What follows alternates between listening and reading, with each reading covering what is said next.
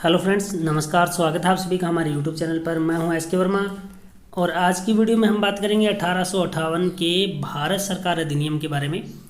यह अधिनियम आया था 1857 की क्रांति के बाद। तो देखिए क्या था इस अधिनियम में।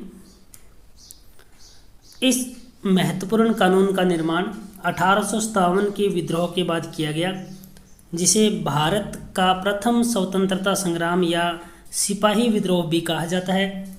भारत के शासन को अच्छा बनाने वाला अधिनियम नाम से प्रसिद्ध इस कानून ने ईस्ट इंडिया कंपनी को समाप्त कर दिया। देखिए क्या कहना चाहते हैं। ये हम भारत को मान के चल रहे हैं। भारत है, यहाँ आपको पता है 1600 में ब्रिटेन, यहाँ यूरोप के एक देश ब्रिटेन से एक कंपनी बिजनेस करने आती है और महारानी एलिजाबेथ के चार्टर से ये बिजनेस करने आती है। नाम था ईस्ट इंडिया कंपनी। इस कंपनी का एकाधिकार था यहाँ। सबसे पहले 1773 में इस कंपनी के कार्यों को नियमित और नियंत्रित करने के लिए 1773 का रेगुलेटिंग एक्ट आता है।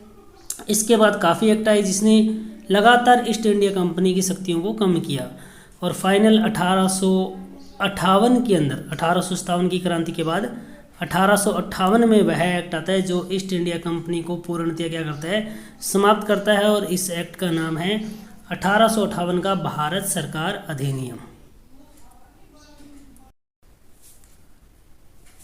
इस एक्ट ने क्या किया, एक तरफ तो ईस्ट इंडिया कंपनी के शासन को समाप्त कर दिया, ईस्ट इंडिया कंपनी को समाप्त कर दिया।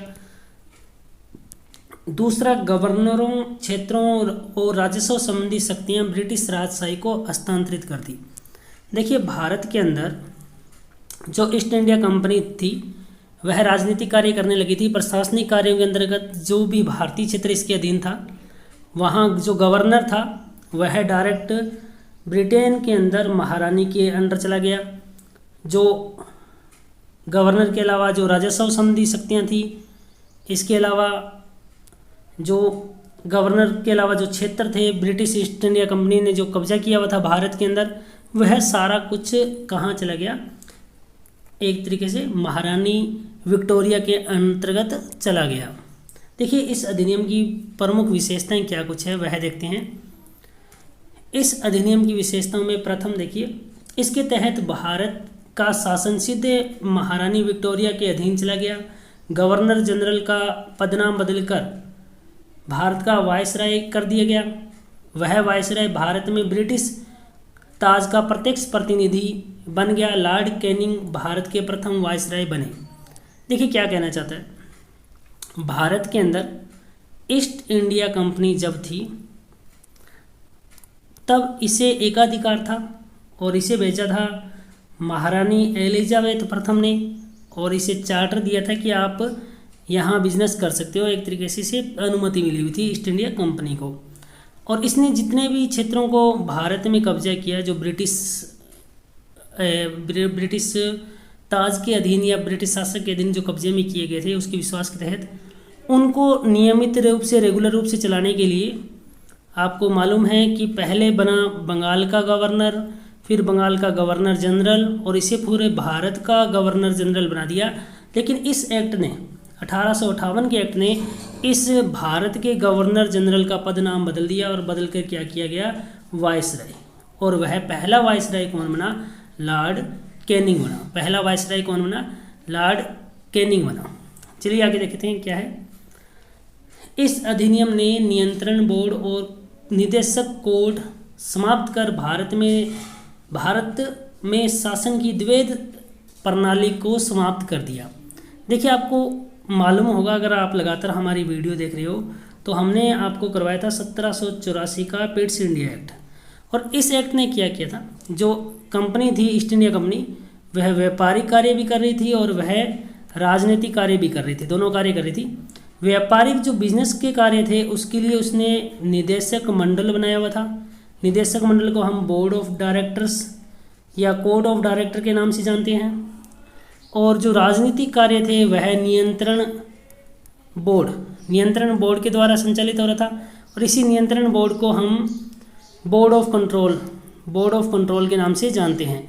इन दोनों को बोर्ड ऑफ कंट्रोल और निदेशक मंडल दोनों को 1858 के एक्ट ने क्या कर दिया, समाप्त कर दिया और द्वैध शासन की इस प्रक्रिया को समाप्त कर दिया। नियंत्रण बोर्ड और निदेशक कोर्ट, इस निदेशक कोर्ट का नाम ही है निदेशक मंडल, दोनों को समाप्त कर दिया गया। अब आगे देखिए क्या कहना चाहते हैं। एक नए पद भारत के राज्य सचिव का सृजन किया गया, जिसमें भारतीय प्रशासन पर पूर्ण नियंत्रण की शक्ति निहित थी और यह सचिव ब्रिटिश कैबिनेट का सदस्य था। अंततः यह उत्तरदायी था ब्रिटिश संसद के प्रति। देखिए क्या कहना चाहते हैं, भारत के शासन को संभालने के लिए ब्रिटेन के अंदर एक नई पोस्ट बनाई गई, उस पोस्ट का नाम था भारत सचिव।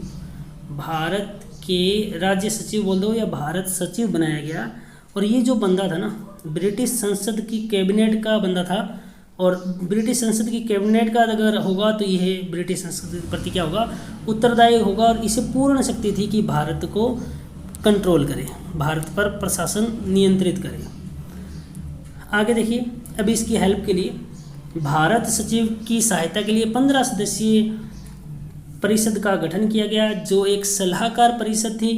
परिषद का अध्यक्ष भारत सचिव को बनाया गया।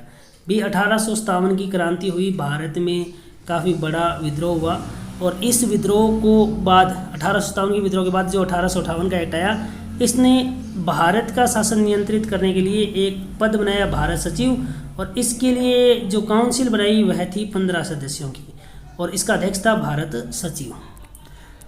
अब देखिए, इस कानून के तहत भारत सचिव के परिषद का गठन किया गया, जो एक निगमित निकाय थी, जिसे भारत और इंग्लैंड में मुकदमा दर्ज करने का अधिकार था। इस पर मुकदमा किया जा सकता था। जो परिषद थी ना 15 सदस्यीय, वह ब्रिटेन में और भारत में क्या करती थी, कानून के रूप में मुकदमा करने का अधिकार रखती थी, और इस स्वयं पर भी मुकदमे हो सकते थे। देखिए, 1857 की क्रांति ने भारत में प्रशासनिक व्यवस्था पर क्वेश्चन मार्क लगा दिया कि ब्रिटेन ने जो प्रशासनिक व्यवस्था बनाई है उसमें कुछ प्रॉब्लम है, और इसी में सुधार करने के लिए 1858 का एक्ट आता है। आया उद्देश्य तो यही था, लेकिन देखते हैं उद्देश्य प्राप्त हुआ क्या। 1858 के कानून का प्रमुख उद्देश्य प्रशासनिक मशीनरी में सुधार करना था, जिसके माध्यम से इंग्लैंड में भारतीय सरकार का अधीक्षण और उसका नियंत्रण हो सकता था। इसने भारत में प्रचलित शासन प्रणाली में कोई विशेष परिवर्तन नहीं किया, मतलब कोशिश करने के बाद भी कोई परिवर्तन नहीं हुआ। तो ये था 1858 का एक्ट। उम्मीद करते हैं आपको पसंद आया होगा। अच्छा लगा हो तो हमारे YouTube चैनल को सब्सक्राइब कर लीजिए, बेल आइकन दबा लीजिए। बेल आइकन दबाने से आपको लेटेस्ट वीडियो को नोटिफिकेशन मिलता रहेगा। इस वीडियो में इतना ही।